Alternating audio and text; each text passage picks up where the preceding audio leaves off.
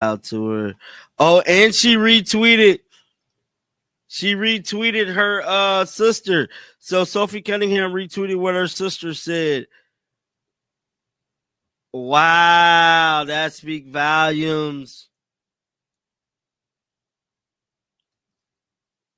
That speaks volumes, man. So this is going to be a second video. We might as well get started on it right now. So Sophie Cunningham has responded. Sophie Cunningham has responded to the attack on her. Following a recent basketball game, Sophie Cunningham addressed the controversial incident involving Bria Hartley through social media activity. Rather than making direct statements, Cunningham chose to amplify her sister's voice by sharing her family member's post on the platform. The situation escalated when Cunningham's mother entered the conversation with strong criticism of Hartley's conduct. The maternal figure described Hartley as a frustrated athlete who creates problems wherever she competes, characterizing her style as aggressive and reckless on the court. Family members of Cunningham, including her sister Lindsay and mother Paula, have publicly criticized league leadership for penalizing players who speak out about poor refereeing rather than safeguarding athletes from dangerous play. Sophie Cunningham has responded to the attack on her by Bria Hartley in this post right here, and she simply retweeted what her sister said. Now, her mom did tweet out some things as well. This is what Mama Cunningham said. She said Hartley is a disgruntled player, having trouble everywhere she goes. She's playing mean and plays out of control. That's what Sophie Cunningham mother said yesterday.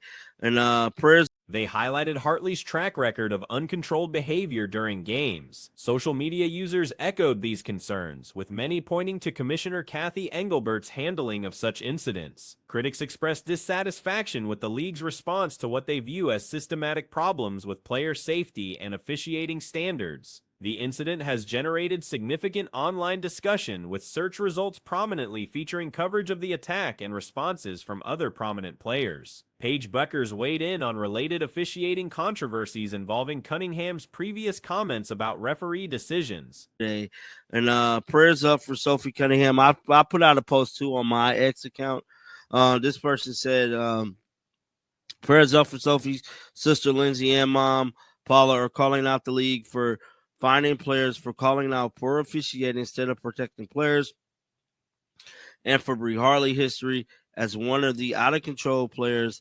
They won't delete these tweets. Yeah, bro. So somebody said they not wrong. Unfortunately, Engelbert doesn't give a F. She is. During a recent podcast appearance, Cunningham had criticized officials for favorable treatment of certain players, specifically mentioning how referees seem to award calls generously to particular athletes. When asked about these comments, Buckers responded diplomatically, stating that everyone has the right to express their views. Cunningham later posted comparative images on social media, suggesting similarities between different players' treatment by officials and media coverage. The broader context reveals growing concerns about violence in professional women's basketball. Multiple observers have called for federal civil rights investigations into league practices, citing patterns of discriminatory treatment and inadequate player protection measures. Doesn't give a F. She is a disgusting commissioner, just a disgrace. I said that, man. Yeah, we really haven't heard anything from Kathy, and that's crazy because this is another big time attack, man. Another big time attack on Sophie Cunningham, and just a bad situation. And then, just like I stated early in the video before this one, is that the only thing you see. Video footage of the incident shows immediate targeting of Cunningham from the game's opening moments. Analysis of the play reveals what appears to be deliberate attempts to injure the player, with opponents focusing their aggressive tactics specifically on her. The most controversial moment occurred when an opposing player dove directly at Cunningham's knee area, raising questions about the intentional nature of the contact. This action has sparked outrage among fans and analysts who view it as crossing the line from competitive play into dangerous conduct. Witnesses described the incident as part of a coordinated effort to physically intimidate and harm Cunningham throughout the contest. Early in the video before this one, is that, the only thing you see on Google is just Sophie Cunningham attack. And Paige Becker's response to Sophie Cunningham. Oh, Paige said something? Never. What did Paige say? Paige Becker's response to Sophie Cunningham officiating criticism. Hold on. Becker scored 16 points. Oh, she said that I love Paige to death. Do not get me wrong. I think she's a hell of a player, and she. The targeting appeared systematic rather than incidental, suggesting premeditated aggressive tactics against the player. The professional basketball community continues to grapple with escalating physical confrontations during games. Many question whether current disciplinary measures adequately address what they perceive as deliberate acts of violence masquerading as competitive play. League officials face mounting pressure to address these safety concerns and implement stronger protective measures for players. The frequency of such incidents has raised doubts about the adequacy of current oversight and enforcement mechanisms within the organization. She's a hell of a player, and I would love to play with her one day. Those referees was giving her every whistle last night. Cunningham said Wednesday on her show. So that's what Sophie said to Paige. Show did. Let's see here. If you're going to hold on. Hold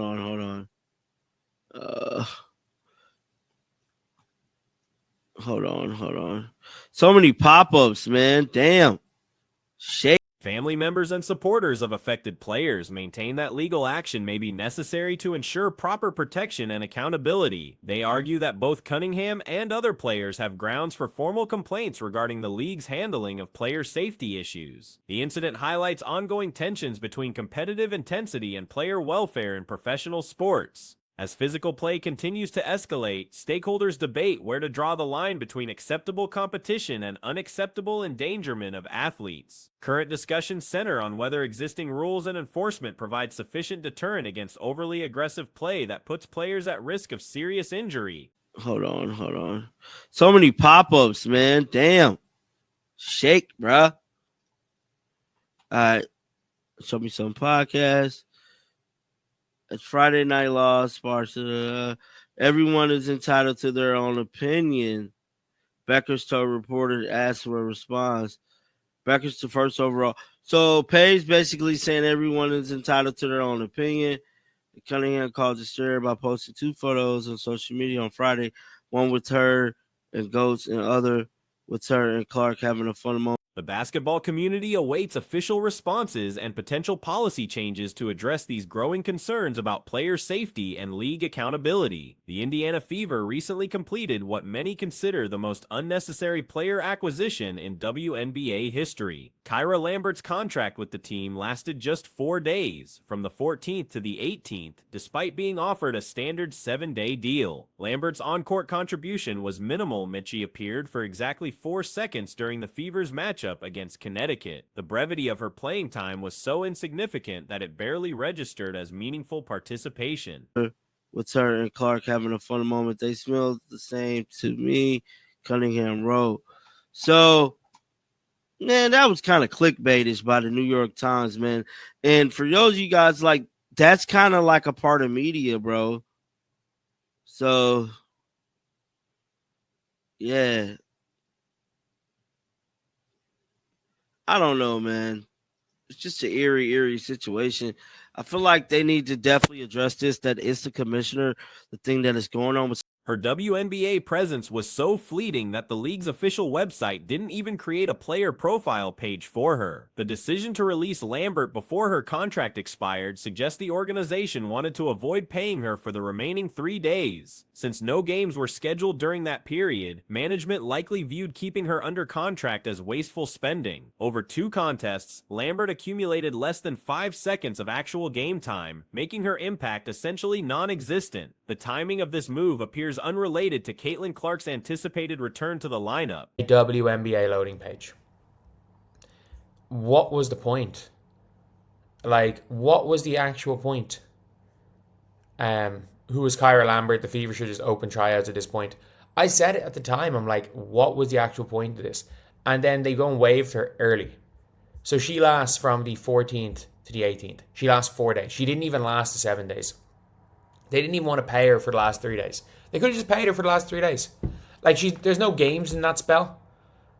In Instead, the roster spot seems intended for a replacement for Sophie Cunningham, requiring the team to clear space for an incoming wing player. This creates questions about the original logic behind Lambert's signing when the team clearly needed depth at the wing position. Several superior options were available when the Fever made their initial decision. Madison Scott, for example, was unsigned at the time and has since proven valuable to the Washington Mystics with solid playing time. Other wings who remained available could have provided more meaningful contributions than Lambert's brief appearance.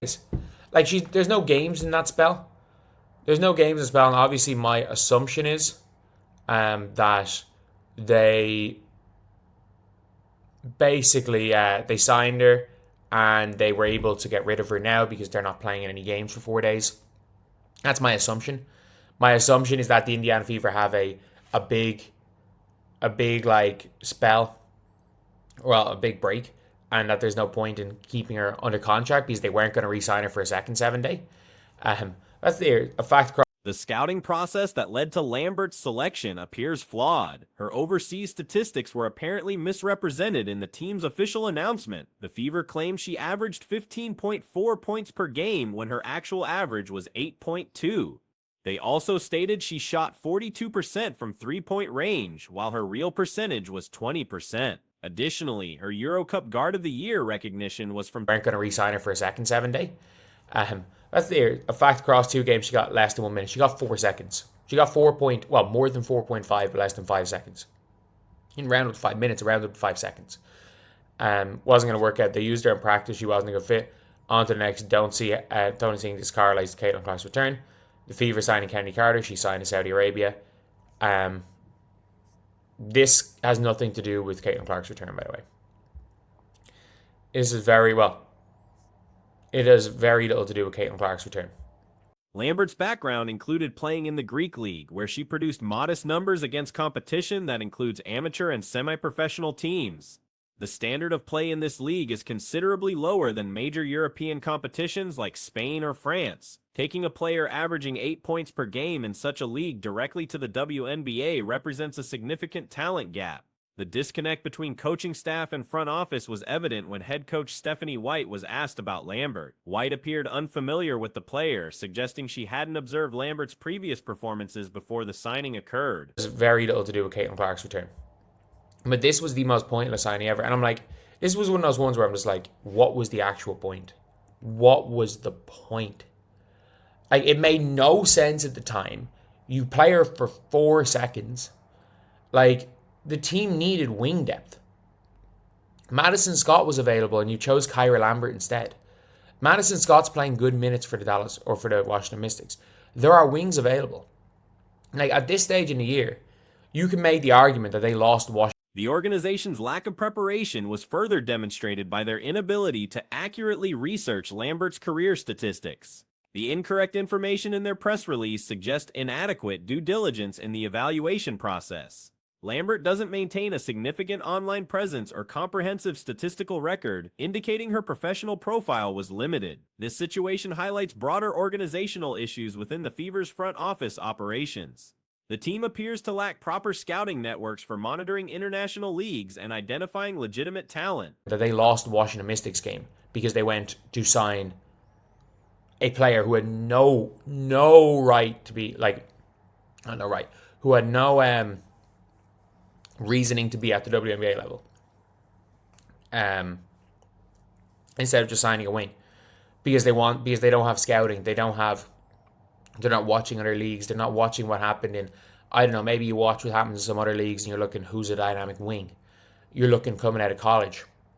Okay, who? Rather than conducting thorough evaluations of available players, the selection process seemed almost random. The decision becomes more questionable when considering the team's specific needs. The Fever required wing depth, yet they selected a point guard with limited credentials. Numerous wings with stronger backgrounds were available through various channels: college graduates who went undrafted, players released from other WNBA teams, or international players with more impressive resumes. Coming out of college. Okay, who maybe is a dynamic wing that didn't go and get drafted?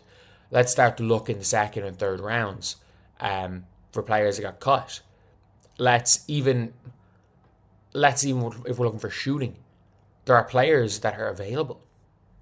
There are players that are available that could have done more and sit on the end of the bench for a week who were never good enough. Like, you can find players who did better than 8 points per game in a Greek league, which has amateur teams in it, as far as I'm aware.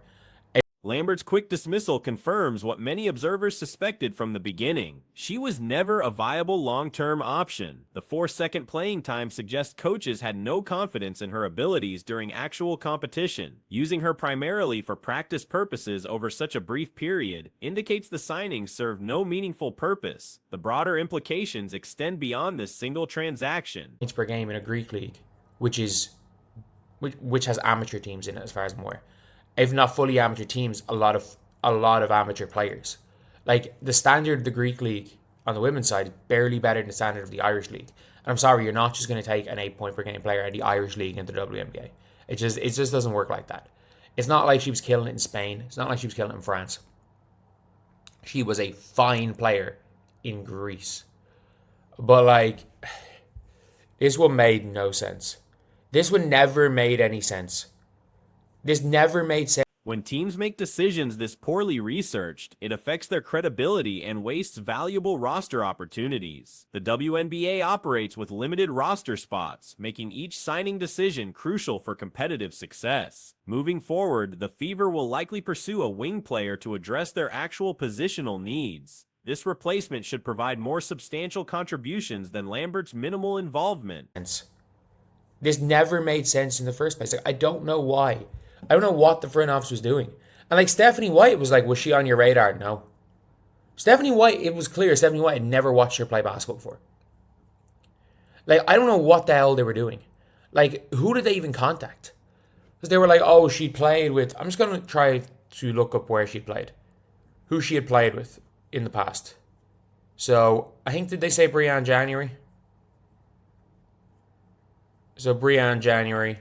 The team's upcoming games will reveal whether their next signing demonstrates improved evaluation processes. The entire Lambert episode serves as a cautionary tale about roster management in professional basketball. Proper scouting, accurate statistical research, and clear communication between coaching staff and management are essential for successful player acquisitions. The Fever's experience demonstrates the consequences when these elements are absent from the decision-making process.